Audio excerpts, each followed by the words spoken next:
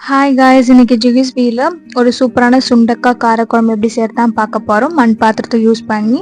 So first வந்து பியூரான நல்லெண்ணெயை வந்து ஆட் பண்ணிக்கலாம். நல்லெண்ணெய் நல்லா வந்து காஞ்சக்கப்புறம் அதில் வந்து நம்ம ஒன்று பதமே இடித்து நல்லா வாஷ் பண்ணி வச்சுருக்க சுண்டக்காவே ஆட் பண்ணிக்கலாம்.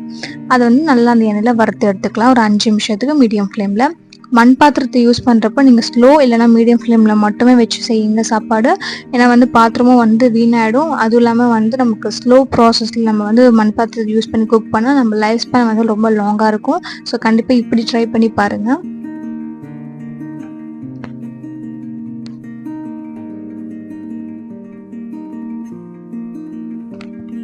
அஞ்சு நிமிஷத்துக்கு அப்புறம் பார்த்தீங்கன்னா சுண்டக்காய் நல்லா சுருங்கி ஃப்ரை ஆகிடுச்சு. இதை தனியாக எடுத்து நம்ம வச்சுக்கலாம்.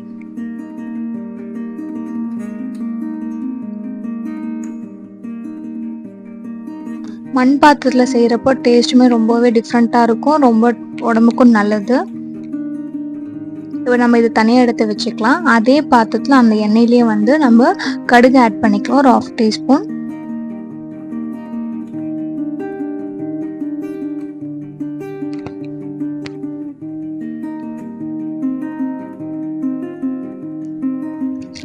கடுகு நல்லா பொரிஞ்சக்கப்புறம் ஒரு 1/2 டீஸ்பூன் வந்து வெந்தயத்தை ஆட் பண்ணிக்கலாம்.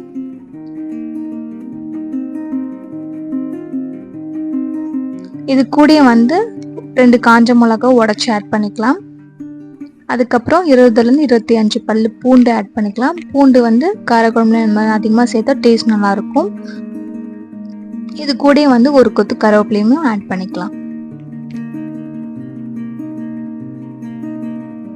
இப்போ இது எல்லாத்தையுமே வந்து நல்லா கலந்து விட்டுக்கலாம்.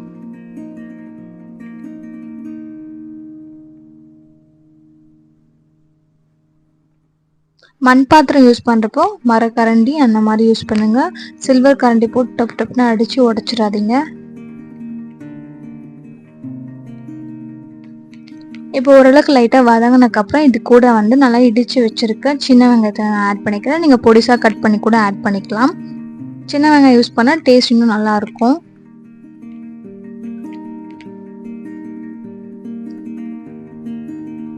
இது கூட ஒரு 1/2 டீஸ்பூன் மஞ்சள்தூள் ஆட் பண்ணி அதையுமே நல்லா வந்து கலரி விட்டுக்கலாம்.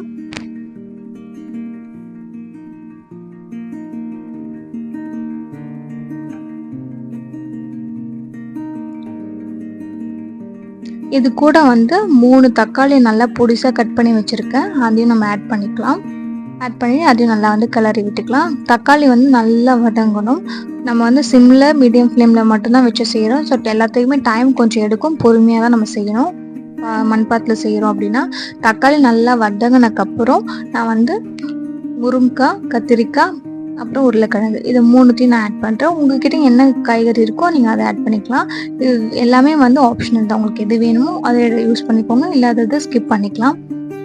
நான் இன்னைக்கு வந்து 3மே நான் யூஸ் பண்ணுறேன்.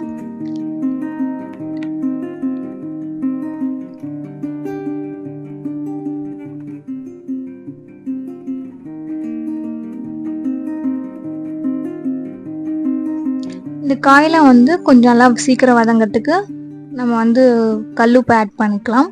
ஆட் பண்ணிவிட்டு அதையும் நல்லா கிளறி விட்டுக்கலாம்.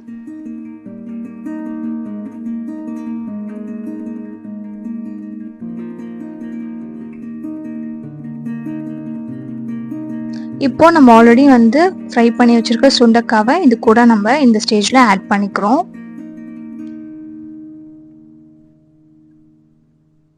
ஆட் பண்ணிட்டதுக்கப்புறம் இது கூட வந்து நம்ம ஒரு லெமன் சைஸ் புளியை வந்து நம்ம ஊற வச்சு அதோட ஜூஸை மட்டும் நம்ம ஆட் பண்ணிக்கலாம்.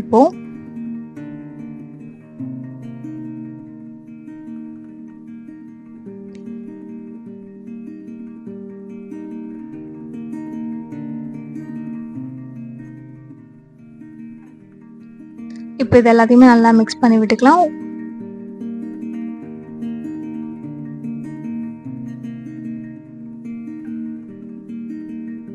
இப்போ இந்த இதுக்கு காரத்துக்கு தேவையான குழம்பு மிளகாத்தூள் மட்டும்தான் நம்ம இதில் ஆட் பண்ணுறோம். மசாலா ஐட்டம் பார்த்தீங்கன்னா அதை மட்டும் ஆட் பண்ணிக்கலாம்.